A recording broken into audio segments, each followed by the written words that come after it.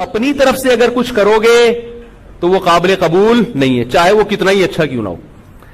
دیکھو ابھی جمعے کی نماز میں 2 رکعتیں پڑھاؤں گا انشاءاللہ. اگر میں 2 رکعت کے بجائے 3 رکعتیں پڑھا دوں، مان لو گے آپ لوگ؟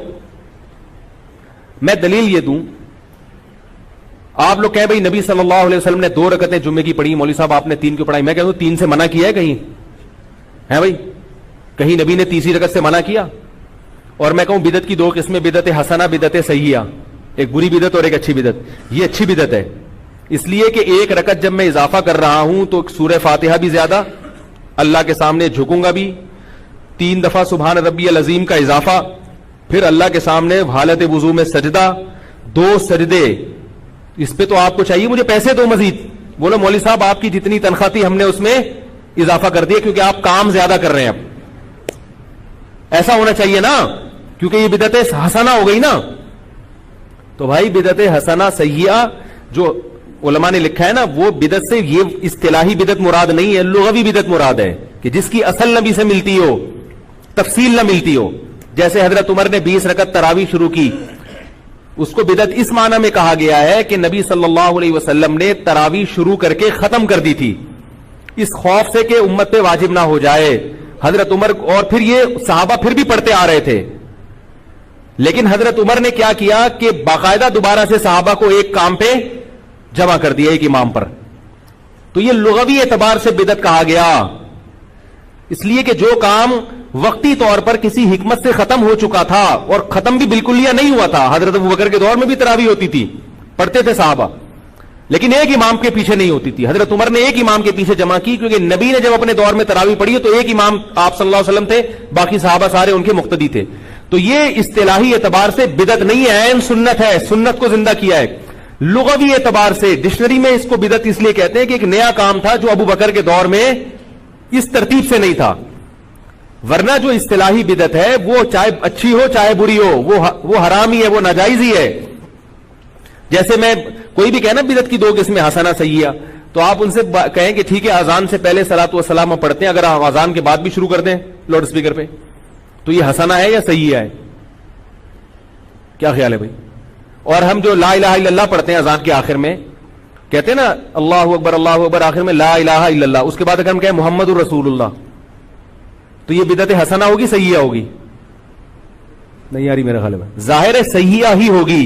حالانکہ لا الہ الا اللہ کے بعد ہم محمد رسول اللہ کا اضافہ کر رہے ہیں جو ہمارے ایمان کا حصہ ہے. کیا خیال ہے؟ کلمے کی تکمیل نہیں ہوتی جب تک محمد کی رسالت کا اعلان نہ کیا جائے، مگر لا الہ الا اللہ پہ ہم بریک لگا دیتے ہیں. کیوں؟ حضرت بلال نے نبی کی موجودگی میں جو اذان دی ہے وہ لا الہ الا اللہ پہ ختم کی ہے. تو اذان مکمل ہو گئی، اس سے پہلے اس کے بعد میں آپ نے کوئی ایڈیشن نہیں کرنی. تو ربیع الاول میں نبی نے کیا کیا ہے وہ بھی ہمیں بتا دیا ہے، اس میں آپ نے اپنی طرف سے تڑکا نہیں لگانا، کیونکہ نبی نے بتایا ہے کہ مجھے خوش کرنا ہے تو جیسے میں نے کہا ہے ویسا کرو، اور جیسے میں نے کیا ہے ویسا کرو. نبی کی اطاعت کا بھی حکم اور اتباع کا بھی. اطاعت اور اتباع میں فرق یہ ہے کہ اطاعت قول میں ہوتی ہے، نبی نے جو کہا وہ کرو، اور اتباع کا مطلب جیسے جیسے کر رہے ہیں ویسے ویسے کرتے چلے جاؤ. طبیعہ جو ہے عربی میں گائے کے بچے کو کہتے ہیں جو ماں کے پیچھے پیچھے چلتا ہے. یہاں بھی پتہ چلتا ہے کہ وہ بھی تقلید ہی کرتا ہے. ماں کا بچہ طبیعہ جو گائے کا بچہ ہوتا ہے نا، طبیعہ جہاں جہاں ماں جاتی ہے وہ وہاں جاتا ہے کہ نہیں جاتا؟ اس لیے کہ اس کو دلیل اس لیے نہیں مانگتا اپنی ماں سے، اس کو پتا ہوتا ہے میری ماں مجھے گٹر میں نہیں گرائے گی کیونکہ یہ میری ماں ہے. کیا خیال ہے بھائی؟ اس کو پتا ہے اماں جہاں جا رہی ہے صحیح سے جا رہی ہوگی. تو اس سے پتا چلتا ہے اتباع یا طبیع کا جو لفظ ہے یہ دلیل اور بلا دلیل دونوں کو شامل ہے. تو اللہ نے کیا حکم دیا کہ نبی کی اتباع کرو، یعنی جیسے جیسے نبی کرتے رہے ویسا ویسا کرنا شروع کر دو. تو نبی نے ربیع الاول میں جو کیا بھائی وہ کر لو. آپ کیا خیال؟ صحابہ کے دور میں تو یہ جلوس نہیں ہوئے اور اس طرح سے نہیں روڈ بلاک کیے گئے. نبی جب تہجد کی نماز پڑھتے تھے تو اس کا خیال کرتے تھے کسی کی آنکھ نہ کھلے. جب رات کو گھر میں آتے تو دروازہ اتنی آہستہ سے آواز دیتے، سلام کرتے کہ جو جاگ رہا ہے وہ سلام سن لے اور جو سو رہا ہے اس کی آواز سے آنکھ نہ کھلے. اتنا اہتمام کر رہے ہیں اور ہم ربیع الاول ایسے مناتے ہیں روڈ بلاک. میں ملیشیا میں تھا، 2-4 تاجر آئے یہاں پہ 9-10 محرم کو، ابھی جو 40واں تھا نا امام حسین کے 40ویں کے نام پہ جو بھی ان کی رسومات ہوئی ہیں، ان بیچاروں کی میٹنگ تھی یہاں, انہوں نے بتایا کہ اتنی مصیبت میں پھنس گئے. ملیشیا کے بھی بہت سے لوگ سرکاری دورے پر پاکستان آئے تھے, موبائل ہی بند, 2 دن تک امام حسین کی یاد میں موبائل بند. اب وہ تاجروں کا موبائل بند ہو جائے اور میٹنگ بھی ہو, کتنی ٹینشن ہوگی کہ نہیں ہوگی؟ ایک عذاب میں کہہ رہے یار پاکستان میں یہی مسائل ختم نہیں ہوتے.